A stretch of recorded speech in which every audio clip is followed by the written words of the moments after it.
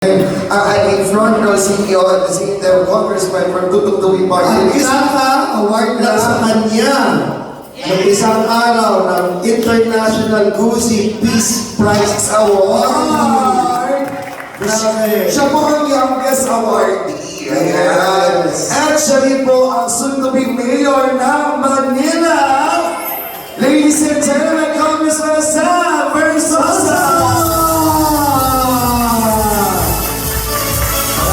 Magandang gabi sa lahat po ng kaibigan natin sa press. Merry Christmas po sa inyo in advance. Happy New Year! Salamat po sa lahat ng sumusuporta sa amin. Si RS po, ang business partner. Ito po yung front row office namin. Sa mga first time na kapunta dito, nag-umpisa lang kami sa maliit na office dati. Hanggang pinalaki na pinalaki. After 15 years of hard work, hindi naging madali. Dami namin naging challenges, naging problema. Pero lahat nalagpasan namin. Ngayon, may sarili na kaming building. May branches kami all over the world, hanggang London, hanggang Australia, Singapore, Dubai, Abu Dhabi, Qatar, Saudi Arabia, Hong Kong, lahat na po halos, hanggang London, hanggang kahit saan. Umabot na po yung front row and we're so blessed. Kasama ko po si RS kung nag-uumpisa kami. Pareho kaming galing sa wala. Alam namin yung pakiramdam ng wala. Alam din namin yung pakiramdam ng natutulungan. Kaya medyo nagkaroon na kami nung nag-umpisa kami ng 2009. Nagsimula na rin po kami tumulong. Doon nag-umpisa. Una natin yung Pondoy. Opo, yung Pondoy. Magkano yung last money natin nun?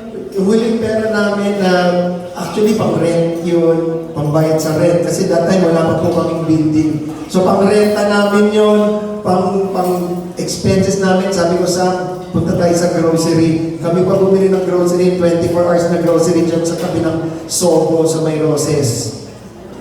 Hindi ko alam height up kasi 24 hours doon. So yung sa May Tulay.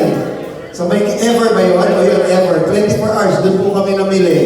As in, para kami Pero hindi po karamihan hindi po at that time, hindi pa po spam ang pinamimigay namin. Wala pa Ngayon lang si Sam lang ang gumawa. Pero dati yung mga sardinas, noodles, bigas, asukal. Pero ang importante, from the heart namin ginawa yun ng Pondoy. At tuloy-tuloy pati Yolanda, lahat yun. Lahat na muna sa muna dahil nga sabi namin, uy, ang daming mga kailangan. Total, meron naman tayong extra, tulong natin. Hanggang lumaki na po na lumaki yung kumpanya namin.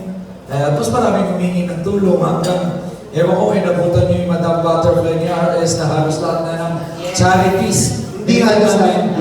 Lahat na pala ng charities. Pinigyan namin, umabot pa kami sa charity ng mga animals.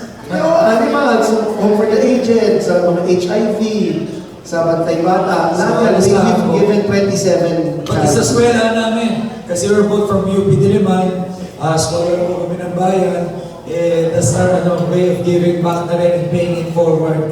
Dahil na napag-aaral kami ng bansang to, scholar kami, tapos na-bless pa kami ng sobra-sobra. So, tuloy-tuloy lang yung pagtulong hanggang yun. Tumama po yung pandemic, sinagad namin yung pagtulong. Doon nag-umpisa yung mga spam, Galimondo, chocolates, Queso de bola. may queso de bola, may Toblerone, may Cadbury. Grabe. Ewan ko ba? Akala kasi, Actually, doon po nag-umpisa yun. Sabi ni Aris, sagad na natin yung tulong natin. So talagang sobra-sobra yung tulong namin. Ngayon lang halos sumikat dahil nasa politika. So yung binibigay namin, nagpo-politika. Pero dati pa namin ginagawa, may mga record yan sa Facebook. Sa Payatas. Nag-lockdown March, April, nasa labas na po kami. Imagine nyo na, March, nag-lockdown, April, nasa labas na kami, nasa Payatas, nasa... share ko lang po yung part na yun. Nag-away kami ni Sam ng part na yun kasi ayoko siyang palabasin. Delikado. April po yun of 2022. Sinabi ko, Sam, huwag ka lalabas. Ako hindi pa ako lumabas hanggang mga August. Alam niya ng mga press friends ko. Pero si Sam, sabi niya, kailangan kong gawin. Lumalabas siya, pumupunta siya sa mga drills. Sabi ko, hindi ka pa natatakot? Kasi at that time, wala pa tayong alam sa COVID, di ba? Tawag mga ito, coronavirus. End of the world on the sabi ko, Sam, baka mag-end of the world, baka masinag mo yung hininga niya. paano ka? Paano front row? Yun medyo nag-ano kami, sabi ko, Sam, mag-mask ka. Doon kami medyo nag-away ng part na yun. Ayoko siyang palabasin. Agad siya, nagpupunta na siya doon kay Kuya Will. Sabi ko, Sam, ang daming tao dyan, nagpupunta ka pa doon. Hanggang sa sabi, hindi, Ari, sumama ka na. Hanggang sa, sumama na lang ako. Nahikayat niya na po ako. So, noong mga bandang August, September, lumabas na rin po ako. Nakipaghalubilo na ako sa tao. Pero medyo takot pa rin ako doon. Oo, kaya sa cemetery siya pumunta. Ito, literal. Pumunta sa cemetery. Oo, talagang. So, anyway, ang sinasabi lang namin, we're being blessed by so much. Kaya now that we're in the position to help, we're just paying it forward. Yes. Ang ultimate goal naman namin yung mga natulungan namin, pag dumating din sa posisyon na ganito, makatulong din. Yes. Basta sa akin, Sam, regardless of politics, wala yan. Incidental lang na he's gonna run for mayor. Pero whether or not may politics or walang politics, ang default instinct natin sa front row, tara tulong tayo.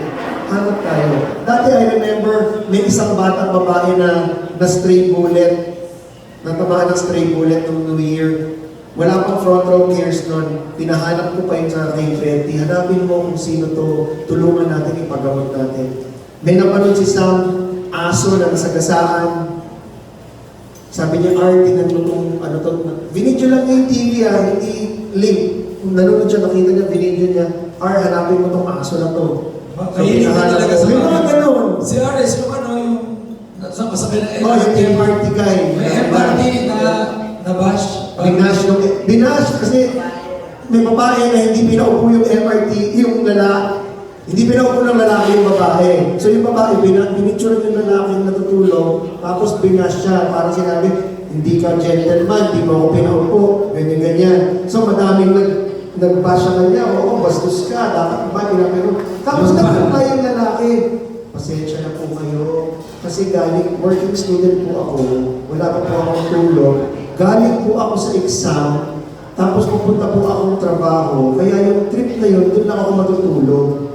So, pinahanap ko yung MRT guy na yun, tapos kinausap ko sa kanya, sinabi ko sa kanya na, siguro iniisip ko, malas ka.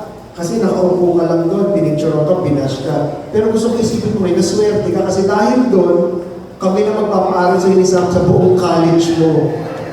Tapos binigyan mo pa ng TV, tapos binigyan ko pa siya ng PlayStation na pinagalitan ako isa. Ano kaya ng PlayStation?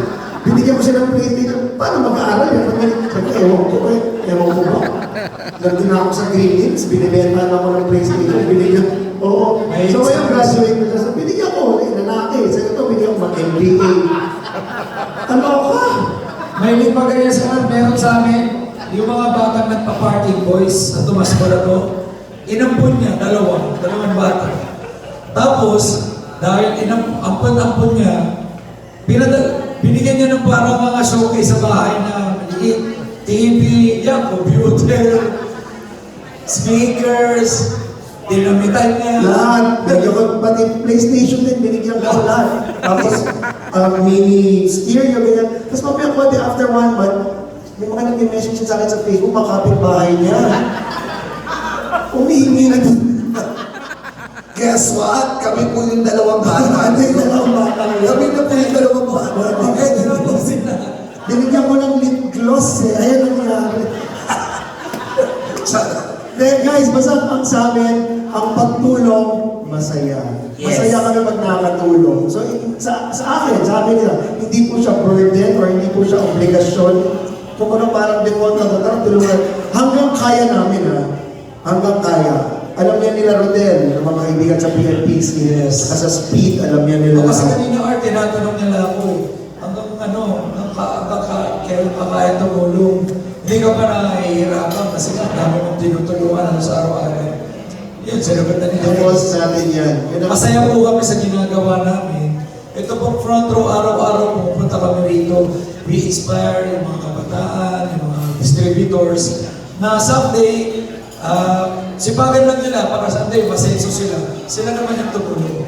Kaya nga lagi namin sinasabi sa front row, ang tagline namin dito, we are in the business of changing people's lives.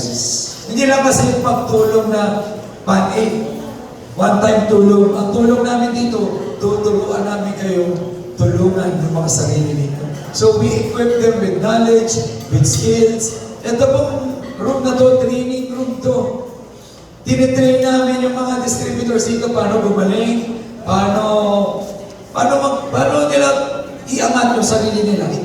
Equip. Gumaling sa sales, sa communications, sa relationship, personality. Marami na pong nabagong buhay ang front row. Not just financially, pati personal development tinuturo po dito. Tinuturo namin about relationships. So, ito po yung advocacy na namin ni Ernest. Yes. Kaya simula 2009, yung mga ginagawa natin sa Paro, hindi po namin yung nakakalimutan. Kaya ito po yung pangako ko sa lahat ng mga pamilya ko sa press. Hindi po kami makakalimot. Ako yun lang sinasabi ko. Hindi namin kayo makakalimutan. Inaharap ko pa nga iba eh. Pero hindi namin kayo makakalimutan. Ganyan kayo kanapamahal sa akin. Dati takot ako sa press. Alam niyo ni Nanay Chopper, ayoko magpa-interview sa press, ayoko lahat. Pero nung ginawa ko yung boy in check, medyo ayoko pa nun. Nung na-meet ko yung press, doon ko na-realize, ang bait pala ng press. At pwede kong gawing pamilya. At yun ang parang sinasabi kay Sam, etong press, yan ang pamilya mo sa iyong journey sa pagka-mayor. Yun. So, hindi